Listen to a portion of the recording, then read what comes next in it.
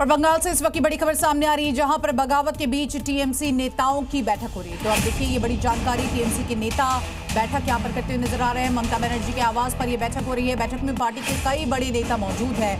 Party के ताजा हालात पर चर्चा हो रही है। अब देखिए किस तरह से पश्चिम बंगाल में शुभेंदु सरकार बनने के बाद से टीएमसी में फूट पड़ती हुई नजर आई और कोलकाता से लेकर दिल्ली तक टीएमसी के सांसद जो है वो दो फांट में यहां पर नजर आ रहे हैं। इन सबके बीच बैठक में कल्याण बनर्जी आपको नजर आ रहा है। कल्याण बनर्जी ने हाल ही में ये भाषण भी दिया था, अपना बयान भी दिया था और कहा था कि हम अभिषेक बनर्जी के साथ खड़े हैं। अगले साल उत्तर प्रदेश में विधानसभा का चुनाव होना है। इसके लिए एक बार फिर से असदुद्दीन ओवैसी ने उत्तर प्रदेश में सियासी जमीन तलाशनी शुरू कर दी है। और इसी बीच आप देखिए किस तरह से कुछ घंटों के बाद वो बहराइच से इसकी शुरुआत करने वाले हैं।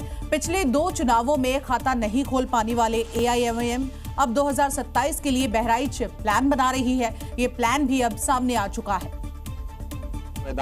इस प्लान के तहत भाईजान खुद पूरी तैयारी के साथ उतरने वाले हैं। अगले कुछ घंटों बाद वो यूपी में रैली करेंगे और इसके लिए उन्होंने बहराइच को चुना है, जहां मटेरा सीट से वो चुनावी आगाज करेंगे।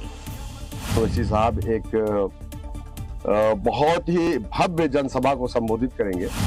ओवैसी का फोकस दलित और मुस्लिम वोटर्स पर है और वो खुद को दूसरी पार्टियों से बेहतर विकल्प बताने की कोशिश में है, ताकि सत्ता दल के साथ ही विपक्ष को मजबूती के साथ टक्कर दी जा सके। पिछले 2 चुनाव में ओवैसी ने पार्टियों के साथ गठबंधन की कोशिश की, लेकिन उन्हें बेरंग ही लौटना पड़ा। नतीजा ये रहा कि 2017 में 38 कैंडिडेट उतारे, लेकिन जीता कोई नहीं। वैसे ही 2022 में 95 उम्मीदवारों में एक ही विधानसभा तक नहीं पहुंच पाया और अब दावा है कि 200 सीटों पर एमआईएम कैंडिडेट उतार सकती है। एमआईएम के यूपी अध्यक्ष शौकत अली घर घर जाकर ओवैसी की रैली को सफल बनाने की कोशिश में जुटे हैं। उत्तर प्रदेश की जिस बहराइच से असदुद्दीन ओवैसी अपनी चुनावी यात्रा शुरू करने वाले हैं, उसी बहराइच में आक्रांता गाजी सालार की दरगाह, जिसे महाराजा सुहेलदेव ने परास्त किया था। लेकिन ओवैसी के नेता शौकत सुहेलदेव को काल्पनिक बताते हुए नजर आ रहे हैं। यानी शौकत अली के लिए वो सालार गाजी जिसे राजा सुहेलदेव ने हराया था वो पूजनीय है और शायद इसीलिए वो सालार गाजी की दरगाह पर माथा टेकने के लिए पहुंच जाते हैं। लेकिन शायद वो इतिहास भूल जाते हैं कि कैसे मुगल आक्रांता ने बार बार भारत पर आक्रमण किए, मंदिरों को विध्वंस किया तो लूट और धर्मांतरण कराया, सनातन को खत्म करने की कोशिश की। लेकिन इन सब पर लगाम लगाने वाले सुहेलदेव काल्पनिक है। ये काल्पनिक है। 1000 साल पुराना इतिहास जरा मुझे बता दें कि वो कागज के पन्ने पे लिखा जाता था कि वो चमड़े पे लिखा जाता था। सवाल उठाने वाले एआईएमआईएम नेता शायद भूल गए थे कि वो यूपी में बयान दे रहे हैं। इधर बयान आया और उधर सीएम योगी ने सवाल उठाने वालों को फिर से आईना दिखा दिया।